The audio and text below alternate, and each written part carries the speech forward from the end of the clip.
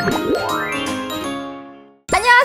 초보 엄마 아빠들을 위한 랜선 H 소아과에 오신 여러분 반갑습니다. 오늘의 주제는 바로 역류와 비염입니다. 요즘 같은 환절기에는 사실 감기도 걸리고 황사에다가 미세먼지에다가 늘 걱정이거든요. 사실 365일 내내 역류와 비염으로 많이 오시긴 하는데 지금처럼 봄철에는 훨씬 더 많이 오는 것 같습니다. 그래서 오늘 제가 역류와 비염에 대해서 자세하고 꼼꼼하게 알려드리도록 하겠습니다. 우선 비염에 대해서 쉽게 말씀드리면 비강 상피세포의 염증이라고 할 수 있어요. 코 막힘, 콧물, 재채기, 그리고 가려움증. 이틀 이상, 1시간 이상 지속되면 우리가 비염이라고 정의를 합니다. 그리고 이 비염은 크게 두 가지로 나눌 수가 있는데 알레르기 비염이랑 감기 비염. 해롭지 않은 특정 물질에 대해서 너무 과도하게 반응을 일으키는 것이고, 감기 비염은 감기 바이러스로 인해서 발생하는 급성 비염이에요. 한 1, 2주 정도 짧은 기간 동안 증상이 나타났다가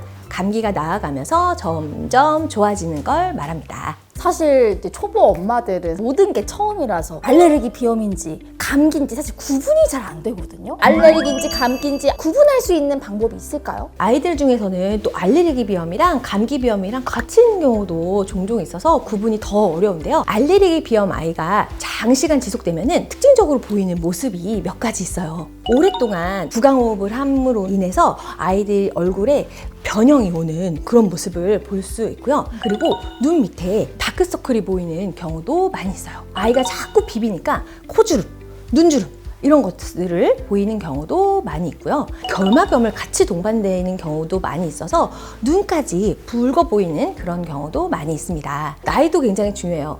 알레르기 비염이 발생하려면 원인 물질에 노출이 몇 년 이상 지속이 돼야 되거든요. 아이가 태어나자마자 생기는 경우는 사실 거의 없어요. 일반적으로는 3세 정도 지나면 비율이 많아진다라고 생각하고 있습니다.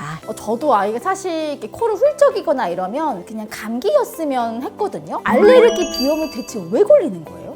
유전적인 요인과 환경적인 요인이 합쳐져서 생기는 대표적인 알레르기 질환 중에 하나예요. 부모님으로부터 물려받은 인자가 있을 수도 있고, 동기오염, 먼지, 화학물질, 그리고 담배 연기 등등의 물질들이 원인 물질로 생각되고 있습니다. 근데 사실 어른들도 막 코 헐고 숨 못 쉬고 이러면 얼마나 고통스러워요. 치료 방법이 없을까요? 치료 방법이 있어요. 첫 번째는 항원을 피해주는 환경요법이 있어요. 치료에 있어서 가장 기본적이고 가장 중요한 치료 방법입니다. 두 번째는 약물요법이에요. 나이나 심한 정도에 따라서 단계별로 약물 치료를 하게 됩니다. 그리고 세 번째, 면역요법. 원인이 되는 알레르기 물질을 찾아서 소량부터 조금씩 높여가면서 아이에게 주입을 해주는 거예요. 원래 일으켰던 그 알레르기 반응이 조금씩 줄어듭니다. 이 마지막 세 번째 치료 방법은 5세 이후부터 생각을 하게 됩니다.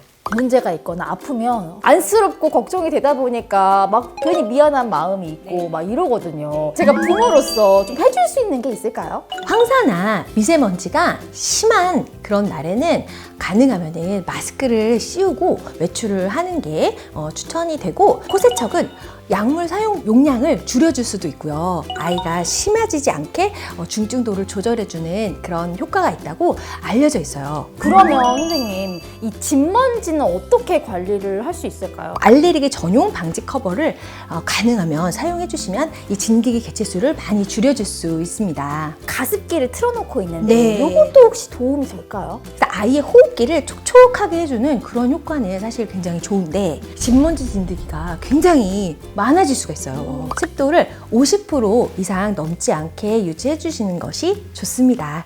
저 지금 초보 엄마에서 뭔가 해줄 수 있는 게 되게 많아진 것 같아가지고 좀 뿌듯하기는 한데, 평생에게 약을 복용하거나 완전한 해결책이 없다는 거, 그런 것 때문에 좀 고민이 되는데 그게 정말 도움이 될까요? 약물 치료의 목표는 증상을 조절해서 아이의 일상생활에 지장을 줄이는 걸 목적으로 합니다. 단순 항히스타민제를 먼저 사용을 해보고 이에 효과가 없다면 스테로이드 비강 스프레이를 뿌리게 돼요. 여기에도 효과가 없으면 세 번째, 네 번째 단계 약들이 있어서 상태에 맞게 처방을 하게 됩니다. 아이가 코가 막힐 때 콧물 흡입기를 사용을 하거든요.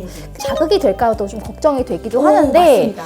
이거 써도 될까요? 콧물 흡입 방법은 사실 부작용이 덜하고 안전하게 사용할 수 있는 비약물적 방법이에요. 아이들의 콧물을 흡입해주고 아주 깨끗하게 세척해 주시는 것도 잊지 않으셨으면 좋겠어요.